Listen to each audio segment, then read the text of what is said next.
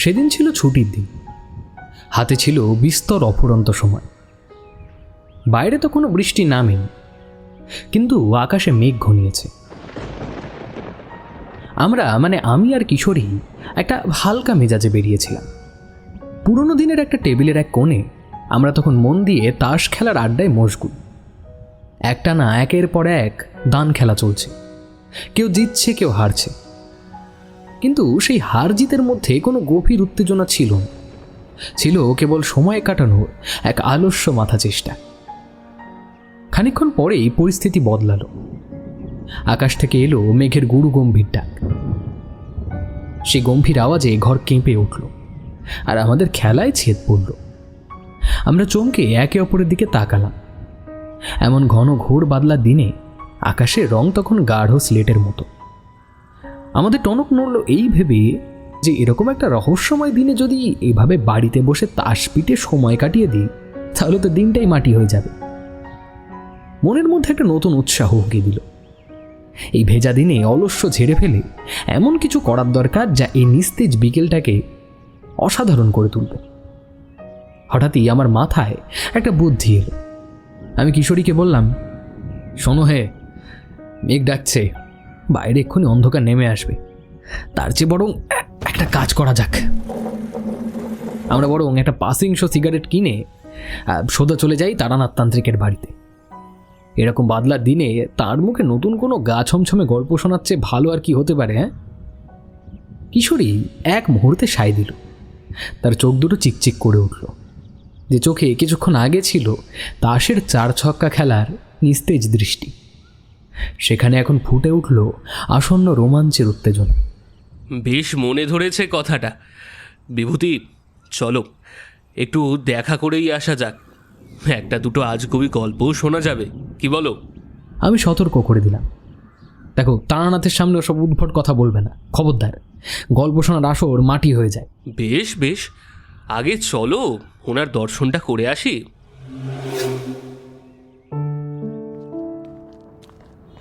যেমন কথা তেমনই কাজ। আমরা দুজন, আমি আর কিশোরী, হাতে দুটি ছাতা সম্বল করে সেই মেঘলা সন্ধ্যায় তারানাথের বাড়ির পথে বেরিয়ে পড়লাম। তখন সবে পূজার পর্ব শেষ হয়েছে। কালী পূজা এমনকি জগদ্ধাত্রী পূজাও মিটে গিয়েছে। উৎসবের সমস্ত আনন্দ কোলাহল যেন শহর থেকে এক লম্হায় বিদায় নিয়েছে। শুধু রাস্তার মোড়ে মোড়ে, পাড়ার ফাঁকে মাঠগুলোতে প্যান্ডেলগুলো নিঃসঙ্গ অবস্থায় দাঁড়িয়ে আছে। কয়েকদিন আগেও যে প্যান্ডেলগুলো ছিল লোকে লোকারণ্য, আর সকলের মধ্যমণি ছিলেন আমাদের জগৎজননী মা। এই দৃশ্য দেখে মনে এক অদ্ভুত বিষাদার শূন্যতা জাগছিল, যেন এক বিশাল উৎসব শেষে এসব ফুরিয়ে যাবার হাহাকার। পথে ট্রামের কোনো দেখা পেলাম না। হয়তো ঘনিয়ে আসা বৃষ্টির জন্য সব থেমে গেছে। অগত্যা অনেকটা পথ আমাদের হেঁটেই যেতে হলো, ছাতা মাথায় দিয়ে। ভেজা রাস্তার সোঁদা গন্ধ আর প্যান্ডেলগুলোর নিস্তব্ধতা মিলে এক অদ্ভুত গম্ভীর পরিবেশ তৈরি করেছিল।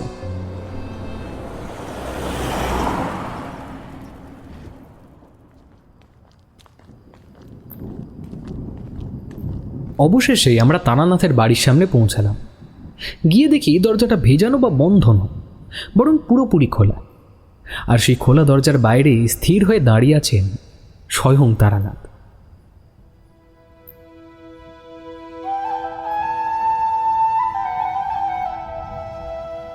হঠাৎ তার এই উপস্থিতি দেখে আমরা থমকে গেলাম।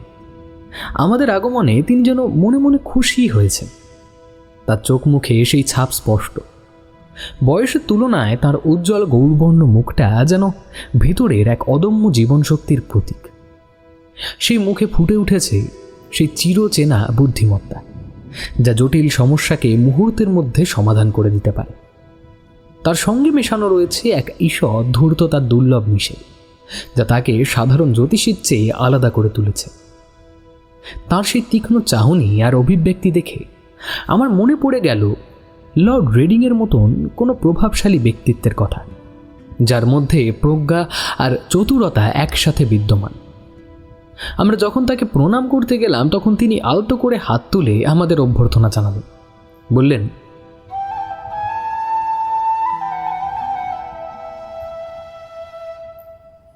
আরে এসো এসো বিভূতি, এসো।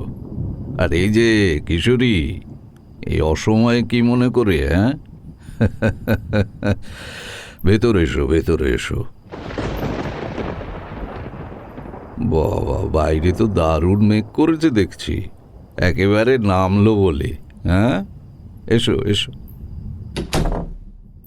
আমরা ছাতা গুটিয়ে ভেতরে ঢুকলাম। ছোট ঘর, তক্তপোষের ওপরে বসতে দিলেন। ততক্ষণে তাঁর মেয়ে চারু ওরফে চারি দুটো গরম চায়ের পেয়ালা আর দুখানি পরোটা ও আলু ভাজা এনে আমাদের সামনে রাখল। এই আয়োজন দেখে মনটা খুশিতে ভরে গেল। বাইরে তখন মুষলধারে বৃষ্টি পড়ছে, আর ভেতরে তারানাথের সঙ্গে গরম চায়ের চুমুকে যেন পরম শান্তি।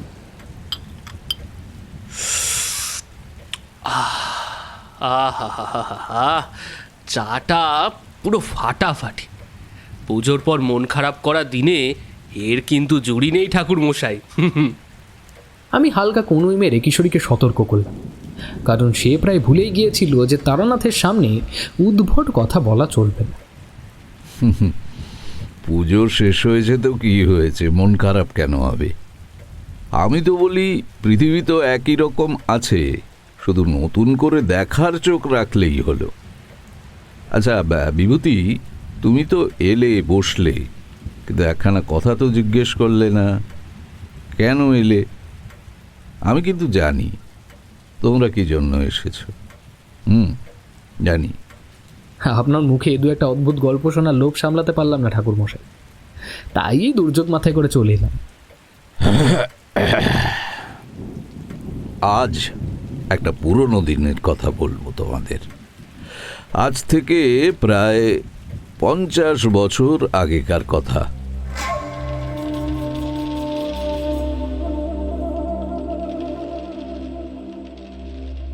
তখন তো আর এই কলকাতায় বসে কারবার করিনি, সারা বাংলা, বিহার, উড়িষ্যা ঘুরে বেড়াচ্ছি।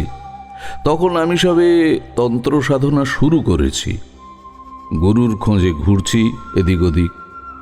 তো একবার বিহারের এক প্রত্যন্ত অঞ্চলে গিয়েছিলাম। জায়গাটার নাম সম্ভবত ইন্দাস বা তার আশেপাশে কোথাও হবে। অঞ্চলটা ঘন জঙ্গলে ঢাকা, আদিবাসীদের বসতি বেশি। রাতে সেখানে জম্পেশ অন্ধকার নেমে আসে। সে অন্ধকারের তুলনা হয় না বিভূতি।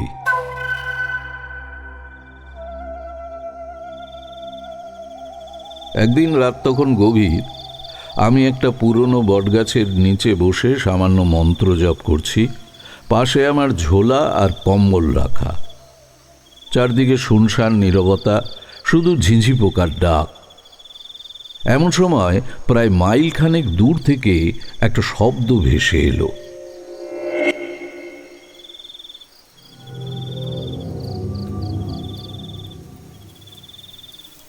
প্রথমে আবছা, পরে ধীরে ধীরে স্পষ্ট হতে লাগলো। কেমন যেন একটা বিশাল কিছু টেনে নিয়ে যাওয়ার শব্দ। গাছের ডাল ভাঙছে, শুকনো পাতার ওপর দিয়ে কিছু ঘষা খাচ্ছে। শোনো বিভূতি, সে এক ভয়ানক অনুভূতি। মনে হলো কোনো বিশাল ভারী জিনিস অতি দ্রুত গতিতে আমার দিকেই এগিয়ে আসছে।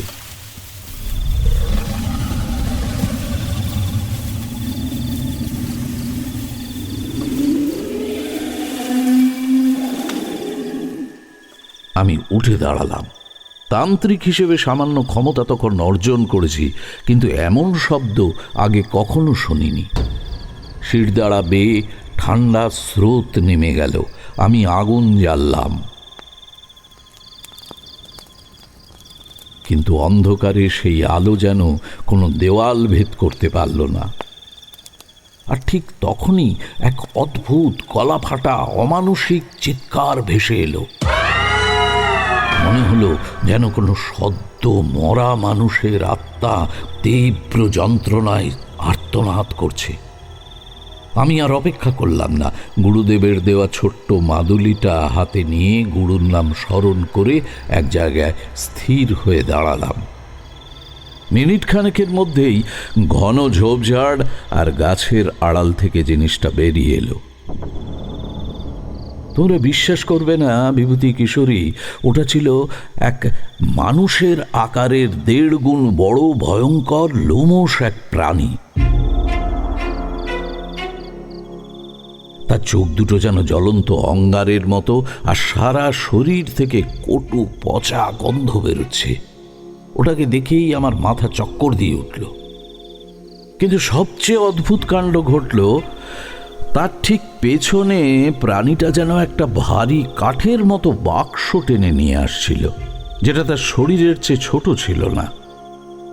ওই প্রাণীটা আমার দিকে এক দৃষ্টিতে তাকিয়েছিল। আমি তখন সাহস করে জোরে জোরে একটা বিশেষ মন্ত্র জপ শুরু করলাম, যেটা গুরুদেব শিখিয়েছিলেন, শুধু চরম বিপদে পড়লে ব্যবহার করার জন্য। আমার মন্ত্রের প্রথম কয়েকটা শব্দ শেষ হতেই অমনি সেই বিকট দর্শন প্রাণীটা যেন থমকে গেল।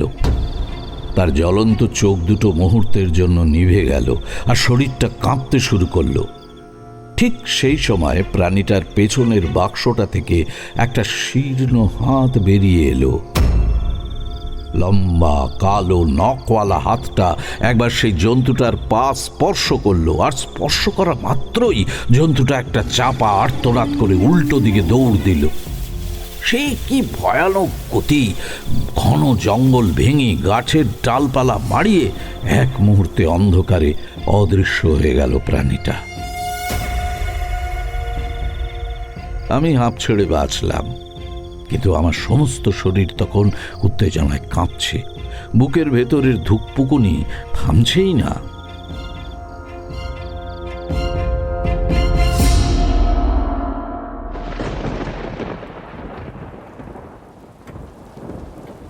ঠাকুরমশাই, তারপর কি হলো? সেই হাতটা কিসের ছিল বলুন একটু। তারানাথ একটা দীর্ঘশ্বাস ফেলে চায়ের কাপ তুলে চুমুক দিয়ে বলল,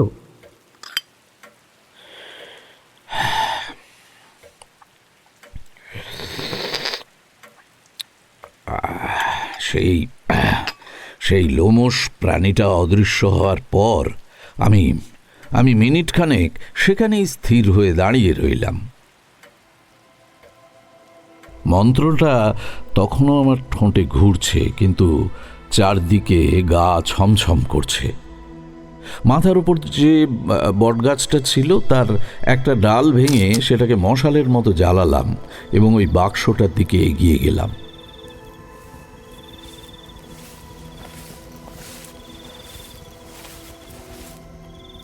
বাক্সটা ছিল বেশ ভারী, পুরনো দিনের তৈরি, অনেকটা সিন্দুকের মতো। তার গায়ে অসংখ্য আঁচড়ের দাগ, যেন কোনো হিংস্র জন্তু দাঁত আর নখ দিয়ে ছিঁড়ে ফেলার চেষ্টা করেছে। সেই কটু পচা গন্ধটা আসছিল ওই বাক্সটার দিক থেকেই। আর সবচেয়ে ভয়াবহ ছিল সেই হাতটা। ঢাকনার একটা অংশ সামান্য খোলা ছিল, আর সেই ফাঁক দিয়ে বেরিয়ে এসেছিল লম্বা বীভৎস কালো হাত।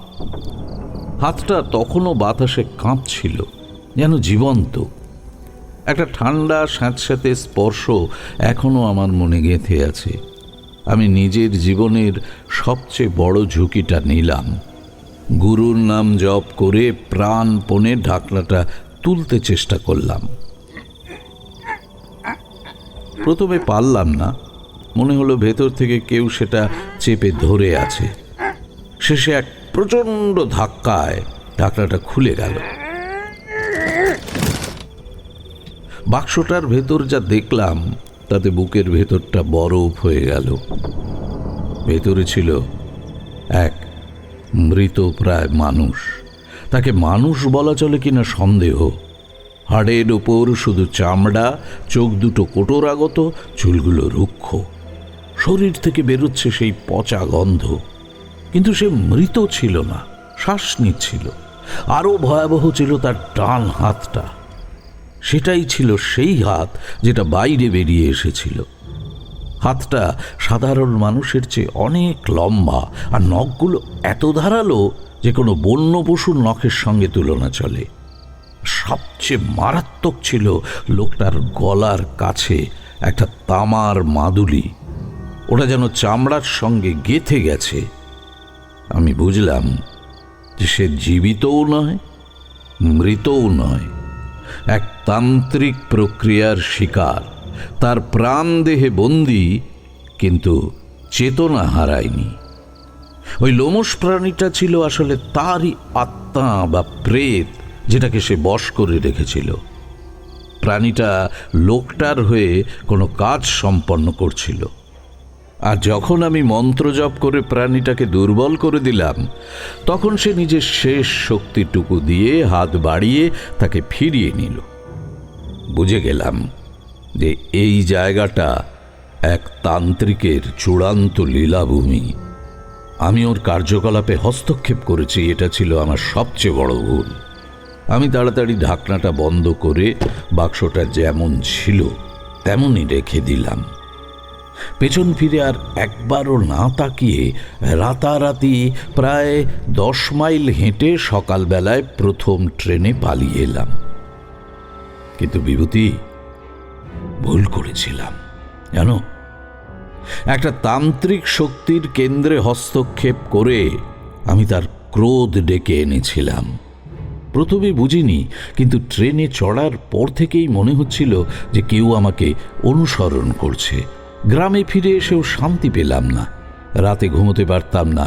ঘুমের মধ্যে দেখতাম যে সেই লোমশ প্রাণীটা আর সেই শীর্ণ হাতটা আমাকে টেনে নিচ্ছে অন্ধকারে।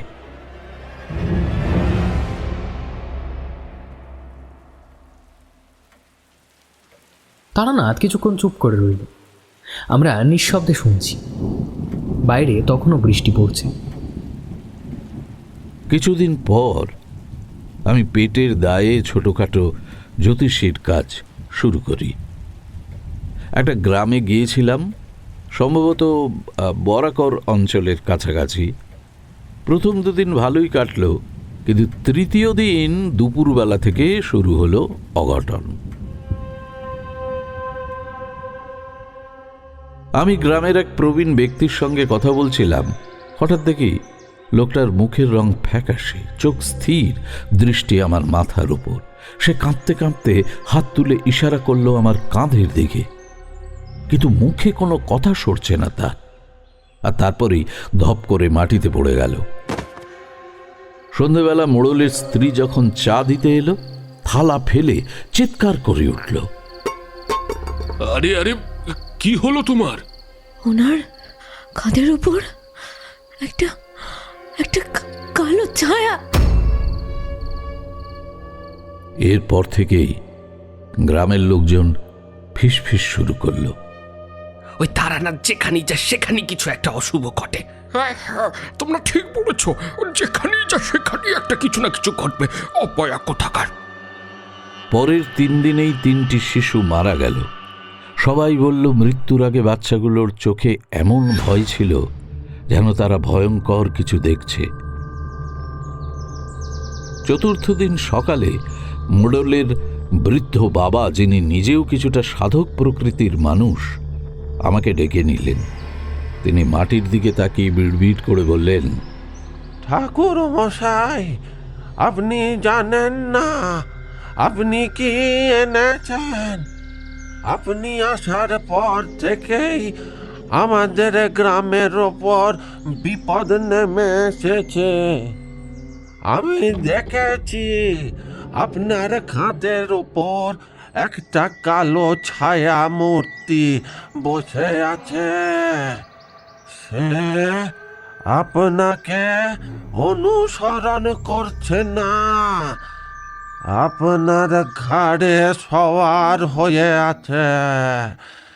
তার মুখটা সেই লোকটার মতো যাকে আপনি ইন্দাসে বাক্সের মধ্যে রেখেছিলেন। সে শান্ত নয়, সে আপনার কাছ থেকে কিছু চাইছে। আপনি তার কাজ নষ্ট করেছিলেন, তাই সে আপনার জীবন শেষ করে দিতে এসেছে। আপনি কি ওই গ্রামের লোকদের এসব বলেছিলেন ঠাকুরমশাই? হ্যাঁ কিশোরী, প্রসঙ্গক্রমে আমি সেই ঘটনার কথা সবাইকে বলেছিলাম, তাই সবাই আমাকে সন্দেহের চোখে দেখতে লাগলো, এমনকি মোড়লের বাবাও। তিনি জোর দিয়ে বললেন, আজই আপনি এই গ্রাম ছেড়ে যান, চলে যান, নইলে গ্রাম উজাড় হয়ে যাবে। আমি বুঝলাম যে তিনি ঠিক বলছেন।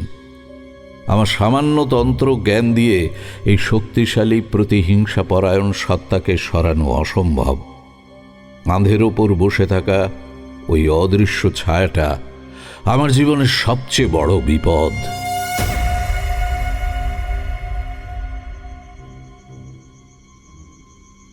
রাতেই গ্রাম ছাড়ার সিদ্ধান্ত নিলাম। মোড়লকে বললাম, দেখুন, আমাকে এই মুহূর্তে নদী পার হতে হবে, এখনই একটা নৌকোর ব্যবস্থা করুন।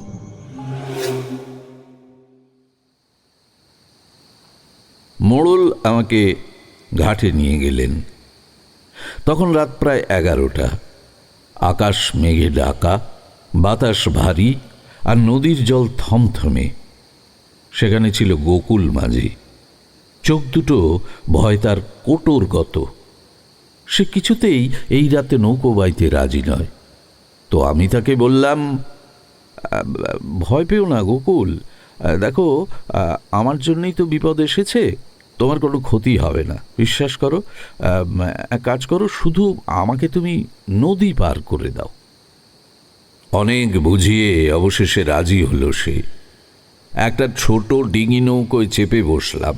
গোকুল ধীরে ধীরে বৈঠা বাইতে শুরু করলো।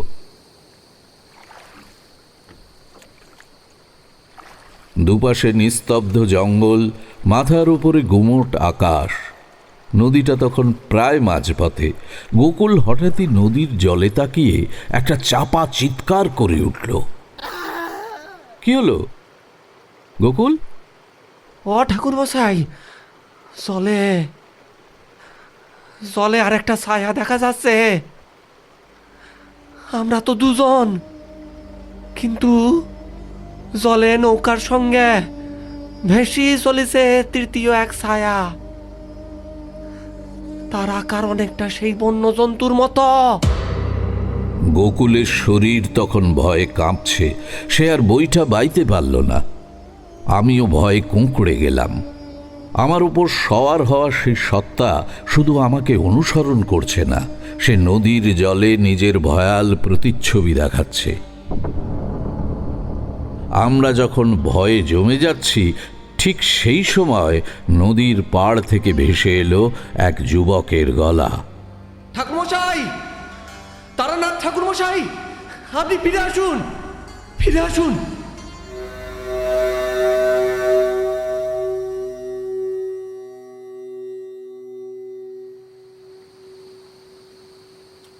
নৌকো ভিড়িয়ে দেখলাম সেখানে দাঁড়িয়ে আছে একটা শীর্ণ চেহারার যুবক, চোখে গভীর বিশ্বাস আর দৃঢ়তা।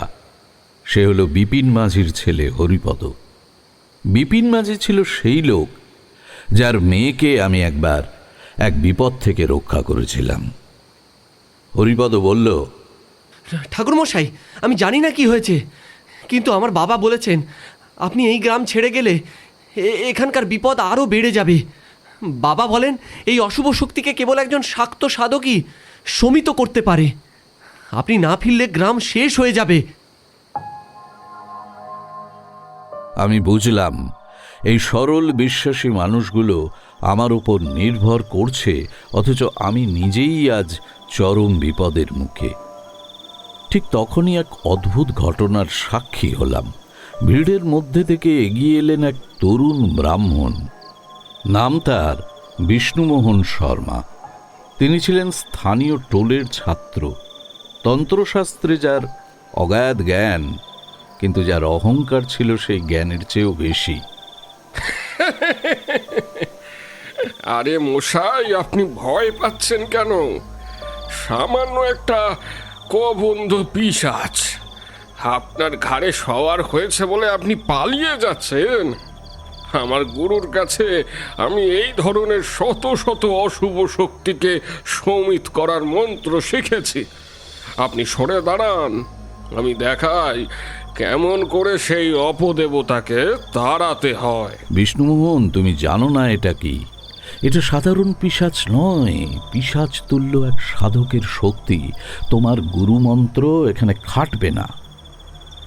কিন্তু অহংকারী বিষ্ণুমোহন আমার কথা শুনলেন না। তিনি হাঁটু গেড়ে বসলেন, হাতে রুদ্রাক্ষের মালা আর কপালে ত্রিপুণ্ড টেনে নিলেন। চোখ বন্ধ করে উচ্চ স্বরে মন্ত্র জপ শুরু করলেন।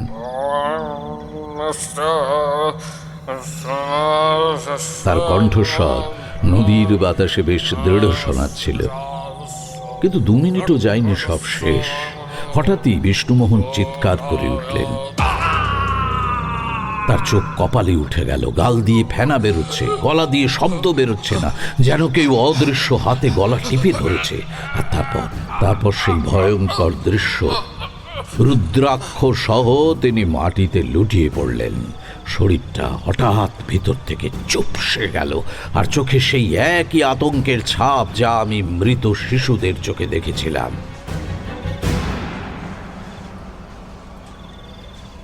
বিষ্ণুমোহন মারা গেলেন। তার মন্ত্র তাকে রক্ষা করতে পারল না। গ্রামের মানুষ ভয়ে দিক বিদিক দৌড়তে লাগলো। আমি একা দাঁড়িয়ে কাঁপছি। আর ঠিক সেই মুহূর্তে ভিড়ের মধ্যে থেকে বেরিয়ে এলেন এক বৃদ্ধা, চন্দ্রাবতী। তাকে গ্রামে ডাইনি বলা হতো, সবাই তাকে ভয় পেত।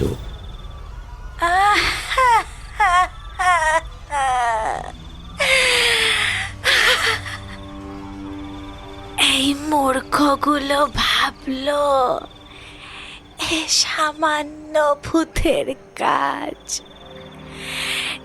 এই ছায়া কোনো সাধারণ প্রেত নয় ঠাকুর, এ হলো পিশাচ তুল্য এক তান্ত্রিক সাধকের প্রবল আত্মাশক্তি। তুই ওর কাজে বাধা দিয়েছিস, তাই সে তোর জীবনটাকে বিষ করে দিয়েছে। বিষ্ণুমোহন বেচারা নিজের অহংকারে মরল। তোর উপর প্রতিশোধ নেওয়া ছাড়া ওর আর কোনো শান্তি নেই।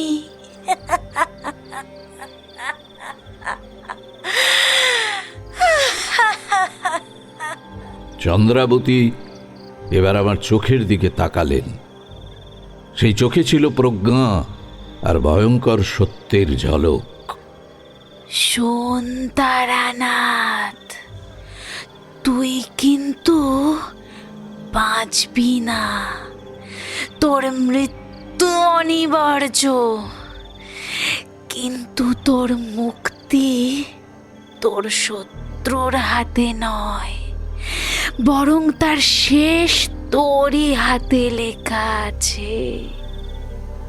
এখন ঠিক কর, তুই নিজের জন্য মরবি, নাই গ্রামের মতো আরো অনেকের সর্বনাশ করবি।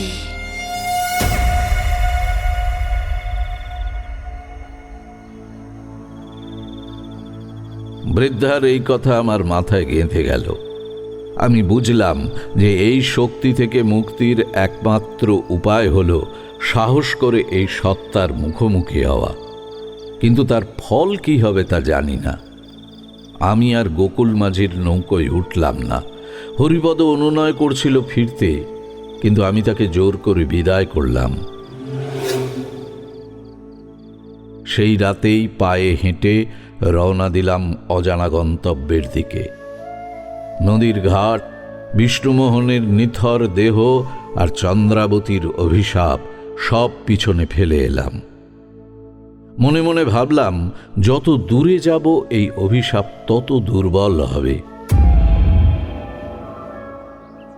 কয়েকদিন পর পৌঁছলাম এক অচেনা নিরিবিলি গ্রামে। এখানকার মানুষ শান্ত সরল, তো ভাবলাম যে যাক, বিপদ থেকে মুক্তি পেলাম হয়তো। দিনভর এখানে ওখানে ঘুরে বেড়াই, সামান্য কিছু কাজ করে দিন চলে যাচ্ছিল। কিন্তু না, মুক্তি পেলাম না। সেই অভিশাপ আমাকে অনুসরণ করছিল না, সে আমার উপর সওয়ার হয়েছিল।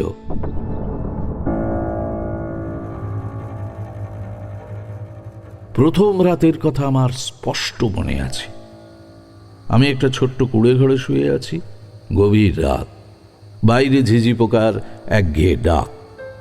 তো হঠাৎ মনে হলো আমার ডান কাঁধের উপর যেন কেউ অত্যন্ত কাছে এসে নিঃশ্বাস ফেলছে।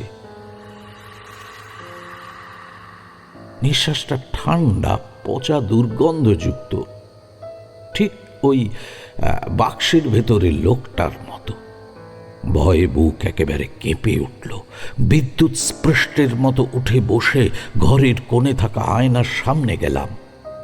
লণ্ঠনের ক্ষীণ আলোয় দেখলাম আমার শরীর স্পষ্ট দেখা যাচ্ছে, কিন্তু এ কি? কাঁধের ওপর বা আশেপাশে কোনো ছায়া নেই, অথচ আমি নিশ্চিত এই মুহূর্তে কেউ আমার কাঁধের খুব কাছেই আছে। আমার শরীর ঠান্ডা হয়ে এলো। আমি বুঝলাম যে এই সত্তা এখন কেবল বাইরের জগৎ নয়, আমার মনের গভীরে প্রবেশ করেছে। ধীরে ধীরে আমার বাস্তবতার দখল হারাতে শুরু করলাম। দিনে কথা বলার সময় প্রায়ই আমার মুখ দিয়ে অন্য একটা স্বর বেরিয়ে আসতো, গম্ভীর, কর্কশ, অপরিচিত। মনে হতো আমার ভেতরে বসে অন্য কেউ যেন কথা বলছে, যার চিন্তা আমার নয়। একবার এক গ্রামবাসী আমাকে কিছু জিজ্ঞেস করেছিল। উত্তরে আমার মুখ দিয়ে বেরিয়েছিল এক বিকৃত হাসি আর কিছু দুর্বোধ্য মন্ত্রের অংশ। গ্রামের মানুষ ভয়ে দূরে সরে যেতে লাগলো। শিশুরা আমাকে দেখলেই কাঁদত, কুকুর চিৎকার করে উঠত। মনে হতো তারা আমার কাঁধের উপর অদৃশ্য ভারটা দেখতে পাচ্ছে। আর সবচেয়ে ভয়াবহ কাণ্ড ঘটল এক গভীর রাতে।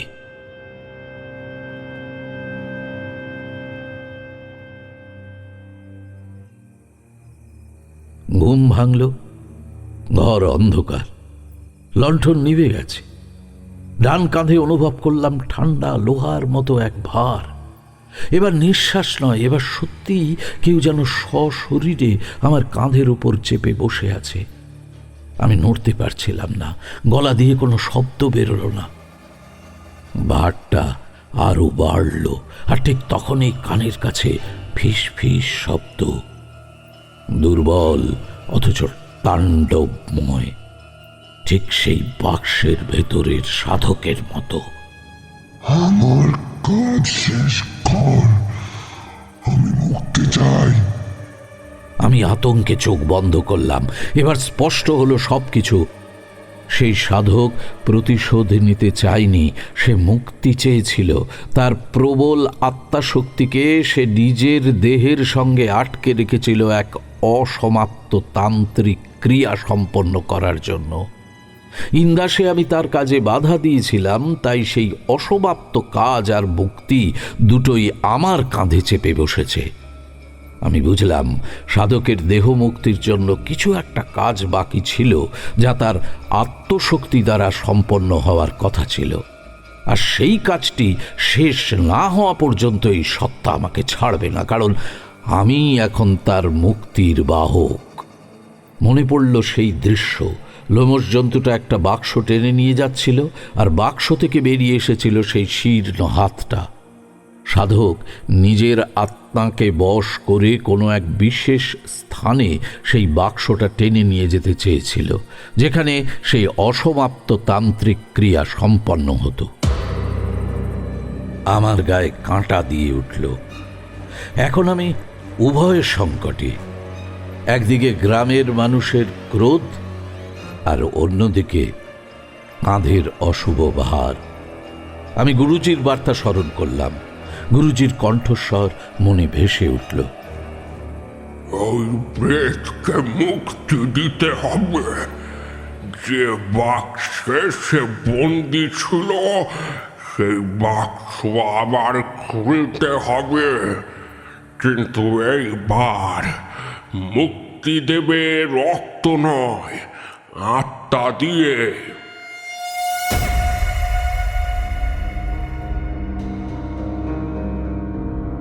আমার গন্তব্য স্পষ্ট হলো।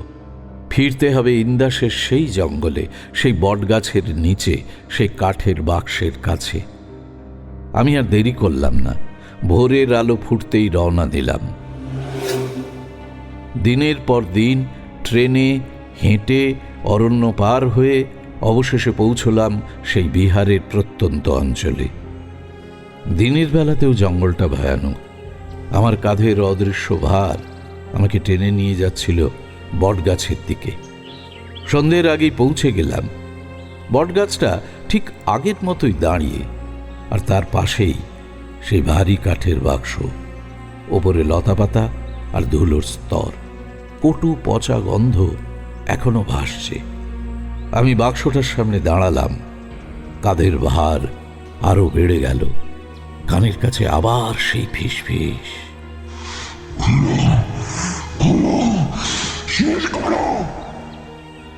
আমি গুরুর নাম স্মরণ করে সেই ভারী ঢাকনাটা ঠেলে সরালাম। বাক্সর ভেতরে সেই মৃতপ্রায় সাধক এখনো তেমনি শুয়ে আছে। হাড় জিরজিরে শরীর, কোটরাগত চোখ, আর গলায় সেই তামার মাদুলি যা তার প্রাণ শক্তিকে আটকে রেখেছে। মাদুলিটা এখন আরো বেশি কালো, যেন অনেক কালের জমে থাকা শক্তি বহন করছে। লোকটার চোখ বন্ধ, কিন্তু দেখে মনে হচ্ছে সে যেন কেবল গভীর ঘুমে আছে, মৃত্যু তাকে স্পর্শ করতে পারেনি।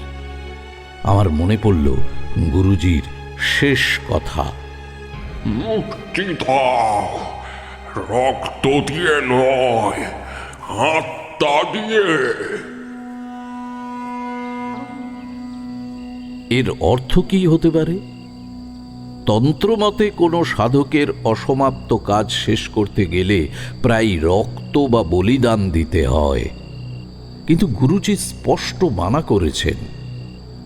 তবে কি আত্মা দিয়ে মুক্তি? হঠাৎ আমার মাথায় বিদ্যুৎ খেলে গেল। সাধক তার আত্মাকে তার দেহের সঙ্গে আটকে রেখেছিল একটা বিশেষ উদ্দেশ্যে। তার আত্মা কাজটি সম্পন্ন করার জন্য বেরিয়ে গিয়েছিল, কিন্তু আমার বাধায় সেটা সম্পূর্ণ হয়নি এবং সে আর দেহের কাছে ফিরতে পারেনি। তার দেহ এখন এক ধরনের জীবন মৃত অবস্থায় পড়ে আছে। এই সাধকের মুক্তি তখনই সম্ভব যখন তার দেহ থেকে আত্মা বা জীবনের শেষ বন্ধনটা ছিন্ন করা হবে। কিন্তু সেই বাঁধন ছিন্ন করতে গেলেও দরকার শক্তি। আমি দুর্বলভাবে মাদুলিটা ধরে টান দিলাম, কিন্তু মনে হলো আমার হাতে কোনো শক্তি নেই। সেই বাঁধন এতই পুরনো আর মজবুত যে সাধারণ জোরে তা ছিঁড়বে না।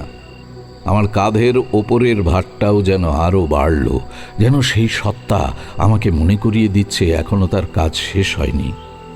আমি বুঝলাম গুরুজির বার্তার প্রথম অংশ ঠিক হলেও এই শক্তিকে পরাস্ত করার জন্য আমার চাই অতিরিক্ত কোনো আধ্যাত্মিক সাহায্য, যে আমার কাছে এই মুহূর্তে নেই।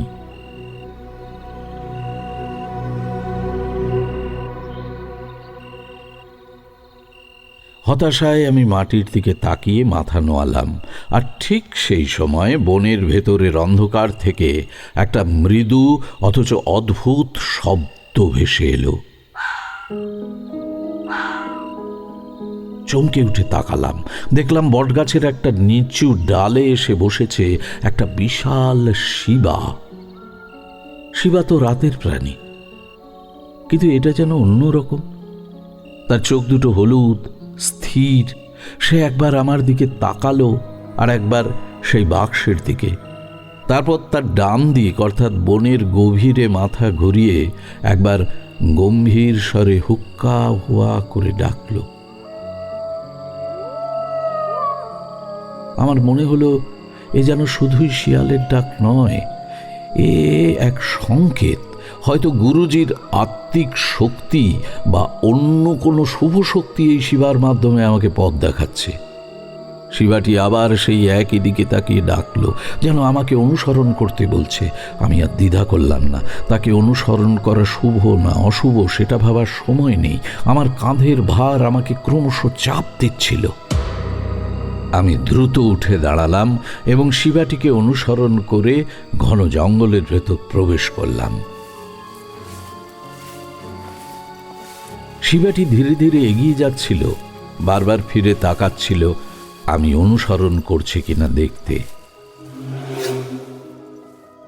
প্রায় আধ ঘন্টা হাঁটার পর আমরা পৌঁছলাম এক জীর্ণ মন্দিরের ভগ্ন স্তূপের কাছে। পাথর আর ইট খসে পড়ছে, লতাপাতা আর আগাছায় চারদিক ঢাকা। দেখে মনে হলো বহু যুগ ধরে এখানে কোনো পুজো হয়নি।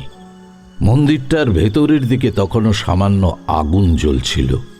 শিবাটি মন্দিরের চূড়োয় বসে নিস্তব্ধ হলো, আর আমি আগুনের দিকে এগিয়ে গেলাম। আগুনটা ঘিরে বসেছিলেন এক বৃদ্ধ সাধক। তার শরীর রুক্ষ, চুল জটা বাঁধা, চোখে এক গভীর স্থিরতা। আমাকে দেখেই তিনি মৃদু হাসলেন।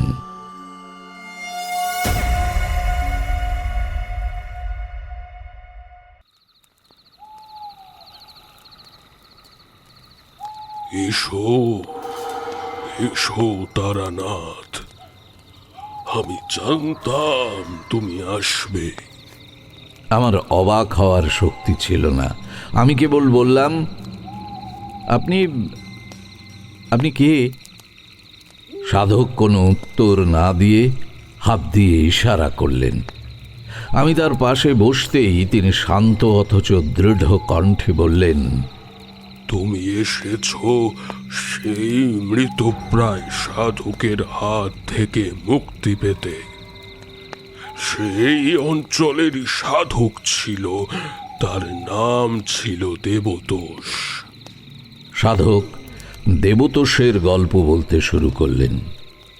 দেবতোষ এক চিতা শক্তি স্তম্ভন তন্ত্র নামক এক প্রাচীন ও ভয়ঙ্কর তন্ত্রের প্রয়োগ করেছিল। এই তন্ত্রের গুণে সাধক তার আত্মাকে কিছুটা নির্দিষ্ট সময়ের জন্য দেহের বাইরে বের করে অন্য কোনো কাজ সম্পন্ন করতে পারত। তার দেহ জীবন মৃত অবস্থায় থাকত, আর আত্মা কাজ শেষ করে দেহে ফিরে আসত। বৃদ্ধ সাধক কিছুক্ষণ থামলেন। আগুনের শিখা তার মুখমণ্ডলে এক অদ্ভুত ছায়া সৃষ্টি করল। কিন্তু দেবতোষের ক্রিয়া শেষ করার আগেই তুমি সেখানে তার কাজে গিয়ে বাধা দিয়েছ, আর এখন তার সেই অসমাপ্ত ক্রিয়া আর আধ্যাত্মিক শক্তি তোমার ওপর ভর করেছে। তুমি চাইলেই সেই মাদুলি ছিঁড়তে পারবে না, কারণ দেবতোষের দেহের চারপাশে অদ্ভুত কিছু অদৃশ্য শক্তি পাহারা দিচ্ছে। এই শক্তিগুলোকে দেবতোষ বশ করেছিল, আর তারা এখন তার দেহের জীবন মৃত দশাকে রক্ষা করছে। সাধক আমার দিকে তাকিয়ে গম্ভীর স্বরে বললেন, এই সত্তাগুলোর তেজ এতই বেশি যে তোমার বর্তমান ক্ষমতা দিয়ে তুমি তা সহ্য করতে পারবে না। তুমি মাদুলি স্পর্শ করা মাত্রই তারা তোমার উপর ঝাঁপিয়ে পড়বে। তাই তোমাকে প্রথমে একটি বিশেষ অভিচার ক্রিয়া দ্বারা সেই রক্ষাকারী সত্তাগুলোর তেজকে স্তিমিত করতে হবে। শুধু মাদুলি ছিঁড়লেই হবে না, ওই অপশক্তিগুলোকে পরাস্ত করার শক্তিও তোমায় আয়ত্ত করতে হবে। আমি বুঝতে পারলাম গুরুজির বার্তা অসম্পূর্ণ ছিল। মুক্তি চাইলেও সেই মুক্তি সহজ নয়। আপনি কি আমাকে সাহায্য করবেন? আমি নিবেদন করলাম। বৃদ্ধ সাধক মৃদু হাসলেন। আমি কেবল পথ দেখাতে পারি, সেই শক্তি তোমাকে নিজে হাতে অর্জন করতে হবে তারানাথ। তোমাকে সেই অভিচার ক্রিয়া করতে হবে। তুমি প্রস্তুত হও। আজ রাতেই শুরু হবে তোমার শেষ পরীক্ষা।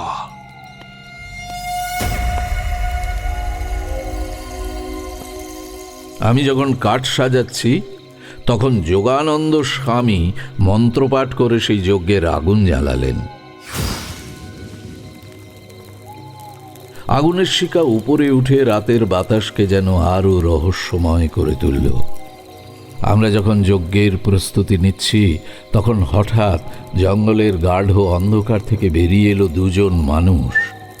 প্রথমজন হলেন এক দীর্ঘাঙ্গী নারী, পরনে জীর্ণ লাল শাড়ি, কপালে সিঁদুরের মোটা ফোঁটা, চোখ দুটো যেন গভীর রহস্য বহন করছে। তার নাম রুদ্রাণী। তিনি এসে যোগানন্দ স্বামীর কাছে মাথা ঠেকিয়ে প্রণাম করলেন।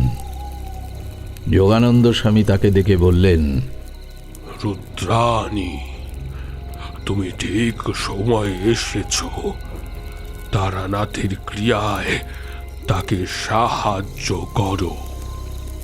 রুদ্রাণী আমার দিকে তাকিয়ে এক ঝলক হাসলেন। সে হাসি যেন প্রকৃতির বন্যতা ধারণ করে। তিনি বললেন, ভয় পেও না ঠাকুর, এই পথ কেবল সাহসীদের জন্য। আমি তোমাকে দেখাবো কিভাবে প্রকৃতির শক্তিকে নিজের ভেতরে গ্রহণ করতে হয়। দ্বিতীয়জন ছিল কেনারাম, একটি শীর্ণকায় ভীতু চেহারার আদিবাসী যুবক। সে ভয়ে কাঁপছিল, কিন্তু তার চোখে ছিল এক অদ্ভুত আনুগত্য। সে যোগানন্দ স্বামীকে ভক্তি করত। কেনারাম যজ্ঞের জন্য প্রয়োজনীয় কিছু বিরল উপকরণ নিয়ে এসেছিল, যা অভিচার ক্রিয়ার জন্য অপরিহার্য। কেনারাম ফিসফিস করে আমাকে বলল, ঠাকুর, এই জঙ্গল ভয়ঙ্কর। ওই বট গাছের আশেপাশে রাতে হাঁটা মানে তো মৃত্যুকে ডাকা। কিন্তু স্বামীজি যেখানে আছেন সেখানে আমরা নিরাপদ। হ্যাঁ। রুদ্রাণী আর কেনারাম আমাকে সাহায্য করতে শুরু করলো। যোগানন্দ স্বামী কুণ্ডের চারধারে একটা মণ্ডল তৈরি করলেন, আর রুদ্রাণী সেই মণ্ডলে অদ্ভুত সব চিহ্ন আঁকলেন, যা আমি আগে কখনো দেখিনি। কেনারাম যজ্ঞের আগুনে বিরল উপকরণ নিক্ষেপ করল, আর সঙ্গে সঙ্গে কুণ্ড থেকে এক তীব্র মাথা ঘোরানো সুগন্ধি ধোঁয়া বেরোতে শুরু করল। যোগানন্দ স্বামী আমাকে যজ্ঞকুণ্ডের সামনে বসিয়ে দিলেন। তিনি বললেন, এই ক্রিয়া তোমার শরীরের সমস্ত দুর্বলতাকে ও ভয়কে জ্বালিয়ে দেবে, কিন্তু বিনিময়ে তুমি এক ভয়ঙ্কর তেজের অংশীদার হবে। এই তেজ সহ্য করতে না পারলে তুমিও পাগল হয়ে যাবে তারানাথ। আমি চোখ বন্ধ করলাম। রুদ্রাণী আমার পিছনে এসে দাঁড়ালেন এবং আমার মাথার ওপর তার ডান হাত রাখলেন। তার হাতটি ছিল বরফের মতো ঠান্ডা, কিন্তু সেই স্পর্শ আমার শরীরে এক নতুন শক্তি সঞ্চার করল। যোগানন্দ স্বামী তখন উচ্চস্বরে ভৈরবীর উদ্দেশ্যে এক কঠিন মন্ত্র জপ শুরু করলেন। মন্ত্রের প্রতিটি শব্দে যেন বাতাসের গতি পাল্টে যাচ্ছিল। কুণ্ডের আগুন হঠাৎ করে সবুজ ও নীল বর্ণ ধারণ করল। আমার শরীর কাঁপতে শুরু করল। রুদ্রাণীর স্পর্শে আমার শিরায় শিরায় যেন সেই বিরল উপকরণের তীব্র তেজ আর মন্ত্রের শক্তি প্রবেশ করছিল। আমার মনে হলো আমার কাঁধের ওপরের অশুভ ভারটা এইবার যেন যন্ত্রণায় চিৎকার করে উঠছে। সে চাইছিল আমি এই ক্রিয়া বন্ধ করি। মন্ত্র যখন চরম শিখরে পৌঁছল, তখন রুদ্রাণী আমার কানে ফিসফিস করে বললেন, তোমার ভেতরের ভয়কে বিসর্জন দাও ঠাকুর, সেই সাধকের তেজকে শুষে নাও। একমাত্র তেজ দিয়েই তেজকে দমন করা সম্ভব। যোগানন্দ স্বামী একটা বিশেষ মুহূর্তে আমাকে ইশারা করলেন। আমি চোখ খুলে দেখলাম যজ্ঞের আগুন থেকে একটা কালো ভস্মের পিণ্ড ভেসে উঠল। যোগানন্দ স্বামী সেটি হাতে নিয়ে আমার কপালে দিলেন। সেই ভস্য স্পর্শ করা মাত্রই আমার মনে হলো আমার মাথাটা দুটুকরো হয়ে যাবে, কিন্তু পরক্ষণেই এক অদ্ভুত স্থিরতা আমার মনে এলো। আমার সমস্ত ভয় দূর হয়ে গেল। আমার ভেতরে এক নতুন শক্তি, এক অচেনা উষ্ণ তেজ সঞ্চারিত হলো। আমি এখন যেন সেই অপশক্তির তেজ অনুভব করতে পারছি, কিন্তু সেই তেজ আমাকে পরাস্ত করতে পারছে না।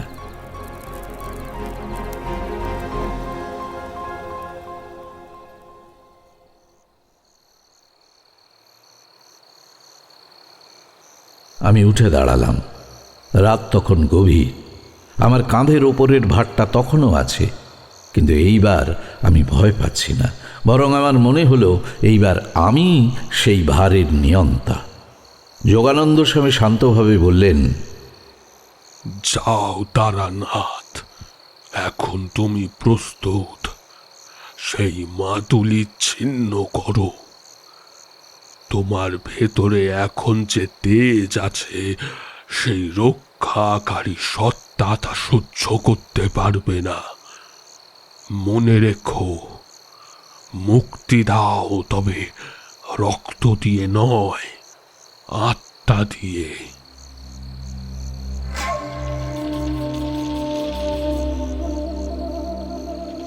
আমি জীর্ণ মন্দির ছেড়ে অন্ধকারে এগিয়ে চললাম।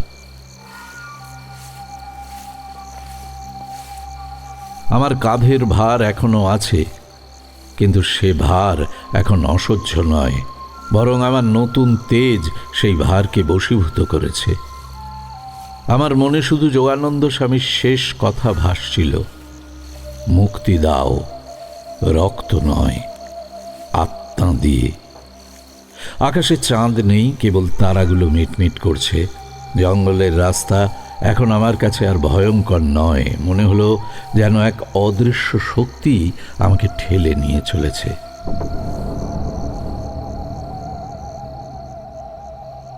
মিনিট 15 হেঁটে আমি আবার সেই বটগাছের নিচে এসে দাঁড়ালাম।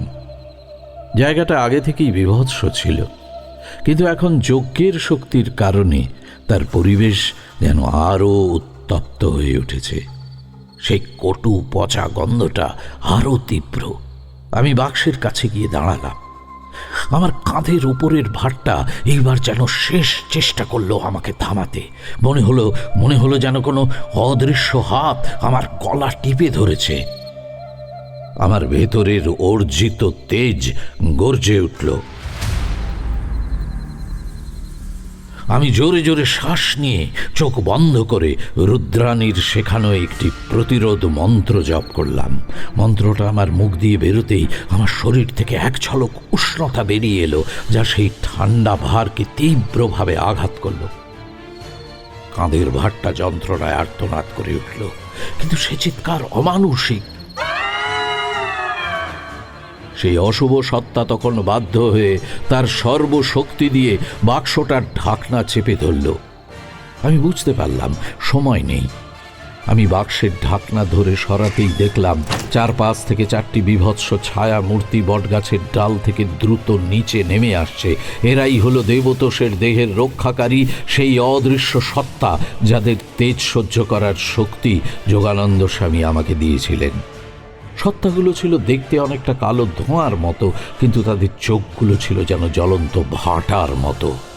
তারা বিদ্যুতের শক্তিতে আমার দিকে তেড়ে এলো। তাদের উদ্দেশ্য স্পষ্ট, আমাকে মাদুলি স্পর্শ করা থেকে বিরত করা। প্রথম সত্তাটা আমার বুকের দিকে ঝাঁপিয়ে পড়ল। আমি অভিচার ক্রিয়ায় অর্জিত তেজকে ব্যবহার করলাম। আমার কপাল থেকে যোগানন্দ স্বামীর দেওয়া কালো ভস্যের পিণ্ড যেন আলো ছড়ালো। আমি চিৎকার করে উঠলাম, গুরুজির নামে তোদের তেজ পরাজিত হোক। আমার শরীর থেকে উষ্ণ তেজ নির্গত হলো। সে কালো ধোঁয়া সত্তার গায়ে লাগতেই তারা যেন যন্ত্রণায় কুঁকড়ে গেল। ধোঁয়ার মতো শরীরগুলো মুহূর্তের মধ্যে মিলিয়ে গেল, ঠিক যেন সূর্যের আলোয় কুয়াশা মিলিয়ে গেল। দ্বিতীয় সত্তাটা এলো আমার পেছন দিক থেকে, কিন্তু আমি এখন ভয়হীন। আমি ঘুরে দাঁড়িয়ে আমার হাতের মাদুলি দিয়ে বাতাসের মধ্যে একটা আগুনের রেখা টেনে দিলাম।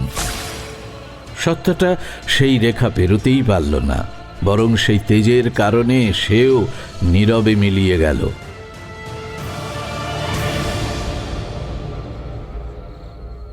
মাত্র কিছুক্ষণের যুদ্ধ। আমার নতুন শক্তি সেই অপশক্তিগুলোকে সম্পূর্ণভাবে পরাস্ত করে দিল। এবার বাক্সের ঢাকনার ওপর আর কোনো ভার নেই। আমি ঢাকনাটা সরালাম। ভেতরে শুয়ে আছেন সেই মৃতপ্রায় সাধক দেবতোষ। তার চোখ বন্ধ, কিন্তু মুখের রেখায় যেন গভীর ক্লান্তি। মাদুলিটা তার গলায় এখনো দৃঢ়ভাবে আটকে আছে। আমি মাদুলিটা ধরলাম।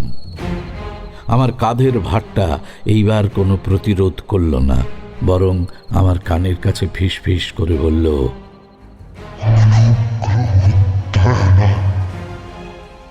এইবার আমি মাদুলির বন্ধনে আর কোনো শক্তি অনুভব করলাম না। আমি শান্ত অথচ দৃঢ় হাতে মাদুলিটা ধরে ধীরে ধীরে চামড়ার সঙ্গে আটকে থাকা বন্ধনটা ছেড়ে দিলাম। মাদুলিটা আমার হাতে এলো। সঙ্গে সঙ্গে এক অলৌকিক শান্তি নেমে এলো। সাধকের দেহটা মুহূর্তের মধ্যে সামান্য কেঁপে উঠল। তার চোখ দুটো খুলে গেল। সেই চোখে কোনো প্রতিহিংসা বা ক্রোধ ছিল না, ছিল কেবল এক অবর্ণনীয় শান্তি এবং কৃতজ্ঞতা। আর তারপর সেই শরীর থেকে একটা সাদা স্নিগ্ধ আলোর ঝলক বেরিয়ে এলো। সেই আলোটা আমার কাঁধের ওপরের অদৃশ্য সত্তার সঙ্গে মিশে গেল এবং দুটো মিলে এক প্রশান্তির রশ্মি তৈরি করে ধীরে ধীরে আকাশের দিকে মিলিয়ে গেল।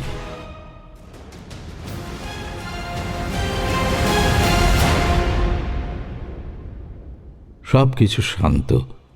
আমার কাঁধের ভারটা চলে গেছে। আমার মন এখন মুক্ত। আমি মুক্ত। ধীরে ধীরে উঠে দাঁড়ালাম। আমি জীর্ণ মন্দির থেকে দূরে বটগাছের নিচে আমি সেই ভয়াবহ অভিজ্ঞতা শেষ করলাম। আমি বুঝলাম যে গুরুজির বাক্যই সত্য। এই সাধক কেবল মুক্তি চেয়েছিল, আর আমি সেই মুক্তি এনে দিলাম। এরপর আমার মনের সমস্ত ভয় কেটে গিয়েছিল। ওইখানে ফিরে গিয়েছিলাম। রুদ্রাণী আর ওই বৃদ্ধ সাধক, এছাড়া সেই লোকটা কেউই সেখানে ছিল না। রাতের নিস্তব্ধতার মধ্যে ডেকে উঠেছিল শুধু একপাল শিয়াল। আমার মনের বিপদের ঘণ্টা থেমে গিয়ে সেখানে তখন বেজে উঠেছিল প্রশান্তির ধ্বনি।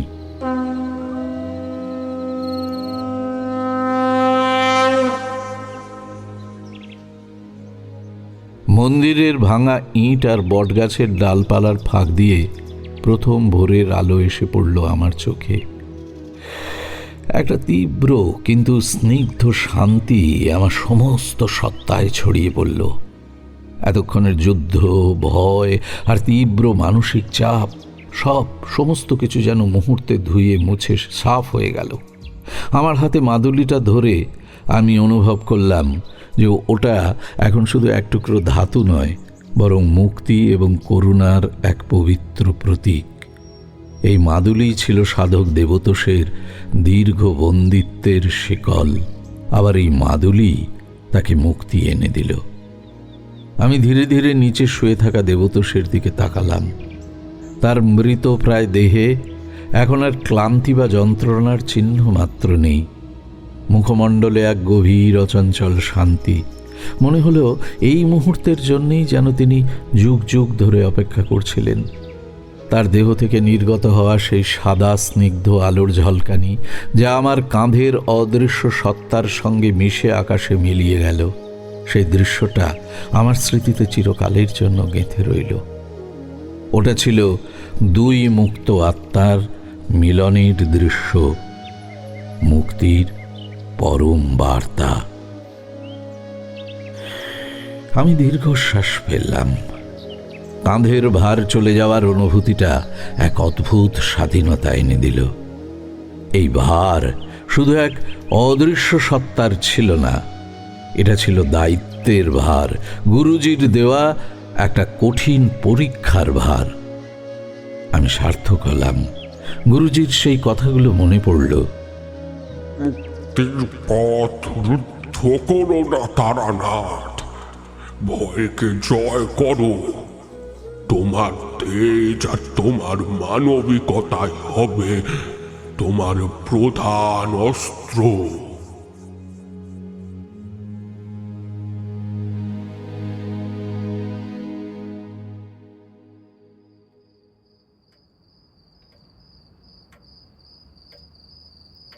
দীর্ঘশ্বাস ফেললেন তারানাথ। সে দীর্ঘশ্বাস যেন শুধু তার ভেতরের ক্লান্তি বা অবসস্ততা নয়, বরং এক গভীর পুরনো রহস্যের ভার বহন করছিল। সেই ভারী নিঃশ্বাসের শব্দে ঘরের নিস্তব্ধতা যেন আরও কয়েক গুণ জমাট হয়ে উঠল। ঠিক সেই মুহূর্তেই বাইরের রাজপথ থেকে ভেসে এলো ট্রামের একঘেয়ে ঘর ঘর শব্দ, যা ঘরের নীরবতা ভেদ করে এক লহমার জন্য দৃষ্টি আকর্ষণ করল। বাইরে তখন বৃষ্টি থেমেছে বটে, কিন্তু তার রেশ এখনো বাকি।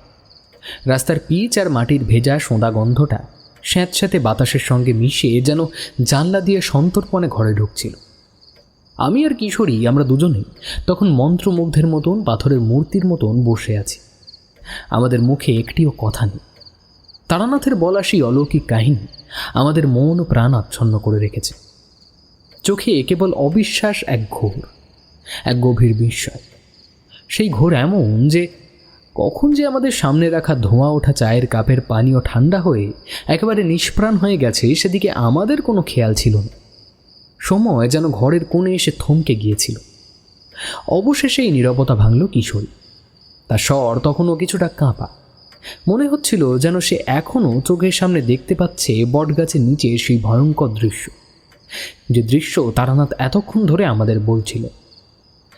ঠাকুরমশাই, আপনি এত কিছুর পর কিভাবে সুস্থ হলেন? সে তেজ কি এখনও আপনার ভেতরে আছে? তারানাথ মৃদু হাসলেন। সেই হাসি রহস্যময় না, বরং শান্ত ও নিরাসক্ত। তিনি চায়ের কাপটা টেবিলে রাখলেন।